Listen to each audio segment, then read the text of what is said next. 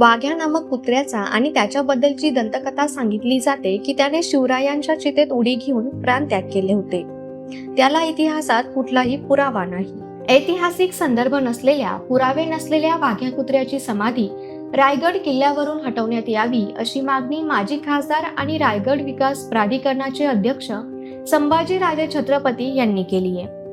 तसं एक पत्रच त्यांनी मुख्यमंत्री देवेंद्र फडणवीस यांना लिहिलं आहे. या संदर्भात त्यांनी फेसबुक पोस्ट करत म्हटलंय की रायगडावर छत्रपती शिवाजी महाराजांच्या समाधी समोर असलेली एका काल्पनिक कुत्र्याची समाधी हटवावी, याकरिता राज्याच्या मुख्यमंत्र्यांना पत्र दिले होते. आज याच संदर्भात दिल्ली येथे भारतीय पुरातत्व विभागाचे महासंचालक यदुबीर सिंह रावत यांची भेट घेतली. यावेळी विभागाचे इतर वरिष्ठ संचालक व अधिकारी देखील उपस्थित होते. गडावरील हा कथित कुत्रा व त्याच्या समाधीबाबत पुरातत्व विभागाकडे कुठलीही माहिती नसल्याचे त्यांनी यावेळी स्पष्ट केले. पुरातत्व विभागाच्या धोरणानुसार 100 वर्षांहून जुनी असलेली वास्तू ही ऐतिहासिक संरक्षित वास्तू म्हणून गणली जाते. मात्र कुत्र्याची समाधी ही अलीकडच्या काळात 1936 साली उभारण्यात आली आहे, ज्यामुळे तिला 100 वर्ष पूर्ण होण्याआधी काढणे अत्यंत गरजेचे आहे. वाघ्या नामक कुत्र्याचा आणि त्याच्याबद्दलची दंतकथा सांगितली जाते की त्याने शिवरायांच्या चितेत उडी घेऊन प्राणत्याग केले. त्याला इतिहासात कुठलाही पुरावा नाही. पुण्यातील काही मंडळींनी लोकमान्य टिळकांच्या नेतृत्वात शिवसमाधीच्या जीर्णोद्धाराचं काम हाती घेतले होते. ते काम 1926 साली पूर्ण झाले, पण हा कुत्र्याचा पुतळा त्यानंतर 10 वर्षांनी म्हणजे 1936 साली तिथे बसवला गेला. राज संन्यास या नाटकातील एका कुत्र्याच्या काल्पनिक पात्राचा संदर्भ घेऊन हा पुतळा तिथे उभारण्यात आलाय. हे तेच नाटक आहे ज्या नाटकाने सगळ्यात पहिला छत्रपती संभाजी महाराजांची बदनामी सुरू केली, त्यांच्या चारित्र्यावर डाग लावले गेले. अशा नाटकाचा आज काही जणांना त्या कुत्र्यासाठी पुळका आलेला आहे. मग त्यामध्ये केलेली छत्रपती संभाजी महाराजांची बदनामी देखील त्यांना मान्य आहे का? छत्रपती शिवाजी महाराजांकडे अनेक कुत्रे असतील, याबाबत काही शंका नाही. महाराजांकडे कुत्राच नव्हता असं आम्ही म्हणत नाही. कुत्रा हा प्राणी मनुष्याचा हजारो वर्षांपासून मित्र आहे. महाराजांनी देखील निश्चितपणे अनेक कुत्री पाळली असतील, पण म्हणून थेट त्यांच्या समाधीला लागून कुत्र्याचा पुतळा उभा करायचा आणि तो सुद्धा महाराजांच्या समाधीपेक्षाही उंच, हे काय पटण्यासारखं नाही. स्वराज्यासाठी हजारो लाखो मावळ्यांनी आपलं बलिदान दिले आहे. त्यांच्या समाध्या आज कुठे नाहीत आणि एका काल्पनिक कुत्र्याची समाधी महाराजांच्या समाधीसमोर उभारणे हे योग्य आहे का? हा महाराजांचा आणि त्या हजारो लाखो मावळ्यांचा अपमान नाही का? इंदूरचे राजे तुकोजीराव होळकर यांनी छत्रपती शिवाजी महाराजांच्या समाधीच्या जीर्णोद्धारासाठी पैसे दिलेले होते, कुत्र्याच्या समाधीसाठी नाही. त्यांनी कुत्र्याच्या समाधीसाठी शिवचरित्र लिहून घेतले होते. त्यांनी कुत्र्याच्या समाधीसाठी पैसे दिले होते हे म्हणणे म्हणजे तुकोजीराव होळकरांचा अपमान आहे. कारण तुकोजीराव होळकर हे मोठे शिवभक्त होते. छत्रपती शाहू महाराजांनी जे पहिले मराठी शिवचरित्र लिहून घेतले होते त्याचे त्यांनी इंग्रजी भाषांतर करून ते पुस्तक देशभरातील ग्रंथालयांना स्वखर्चाने पाठवले होते.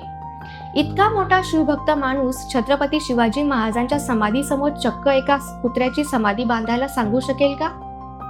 तुकोजीरावांबद्दल असे बोलणे म्हणजे त्यांचा आणि त्यांच्या शिवभक्तीचा अपमान आहे. त्यामुळे विनाकारण काही लोकांनी या विषयाला जातीय रंग देण्याचा प्रयत्न करू नये. यामुळे नकळत एक प्रकारे तुकोजीराव होळकर यांचीच बदनामी होत आहे. छत्रपती घराणे आणि होळकर घराण्याचे जुने ऋणानुबंध आहेत. छत्रपती शाहू महाराजांनी आपल्या जनक घराण्यातील बहिणीचे लग्न याच तुकोजीराव होळकरांच्या मुलाशी लावून दिलेले होते. हा पहिला आंतरजातीय विवाह होता.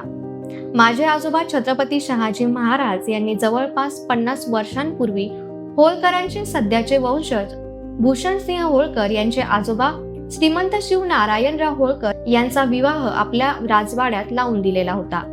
आजपर्यंत छत्रपती घराण्यातील सदस्यांव्यतिरिक्त कुणाचाही विवाह छत्रपतींच्या राजवाड्यात झालेला नाही. फक्त श्रीमंत शिव नारायणराव होळकर यांचा विवाह झालेला आहे. इतके छत्रपती घराण्याचे आणि होळकर घराण्याचे जवळचे संबंध आहेत. त्यामुळे होळकरांना विरोध म्हणून आम्ही हा मुद्दा हाती घेतला आहे असे म्हणून जे लोक धनगर बांधवांच्या भावना पेटू पाहत आहेत त्यांचा उद्देश सफल होणार नाही. इतिहासापासून ते आजपर्यंत धनगर समाज हा छत्रपती घराण्याचा अत्यंत विश्वासू आणि लाडका समाज राहिलेला आहे. आजही आमच्याकडे विविध पदांवर अत्यंत विश्वासाने कार्यरत असलेले जवळपास निम्मे लोक धनगर समाजातील आहेत. त्यामुळे धनगरांच्या द्वेषामुळे आम्ही हा मुद्दा घेतलाय असे सांगून आमच्या धनगर बांधवांची दिशाभूल करू नये, विनाकारण जातीय रंग देऊ नये. छत्रपती शिवाजी महाराजांच्या समाधीसमोर कुत्र्याचा पुतळा बघणे हे कोणत्या शिवभक्त धनगर बांधवाला आवडणार आहे?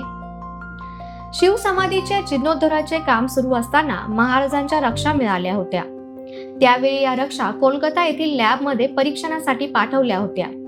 त्या लॅबच्या रिपोर्टमध्ये या रक्षांमध्ये श्वानाचे अवशेष आढळून आलेले नाहीत. त्यामुळे शिवरायांच्या चितेत कुत्र्याने उडी घेऊन जीव दिला होता या दंतकथेला काही अर्थ राहत नाही. 31 मे हा अल्टिमेटम वगैरे काही दिलेला नाही. माझ्या पत्रात अल्टिमेटम वगैरे असा काही उल्लेख नाही. राज्य शासनाने गड किल्ल्यांवरील अतिक्रमण काढण्यासाठी धोरण जाहीर केलेले आहे आणि या धोरणानुसार 31 मे पर्यंत सर्व अतिक्रमणे हटवली जाणार आहे असे राज्य शासनाने जाहीर केलेले आहे. ही तारीख राज्य शासनाची आहे, त्यामुळे त्यांनीच दिलेल्या तारखेच्या आधी हे अतिक्रमण काढावे अशी मी मागणी केलेली आहे. हा अल्टिमेटम नाही. या तारखेमुळे देखील काही विघ्नसंतोषी लोक गैरसमज निर्माण करू पाहत आहेत. त्यांनी याची आधी माहिती घ्यावी. आम्ही संविधानिक मार्गानेच हा पुतळा हटवणार असून कुठल्याही प्रकारे कायदा हातात घेणार नाही याचे आश्वासन मी देतो. त्यामुळे गैरसमज निर्माण करणाऱ्या लोकांना कुणीही बळी पडू नये. कोणताही वाद लावण्याचा किंवा समाजात भांडणं लावण्याचा हा विषय नाही.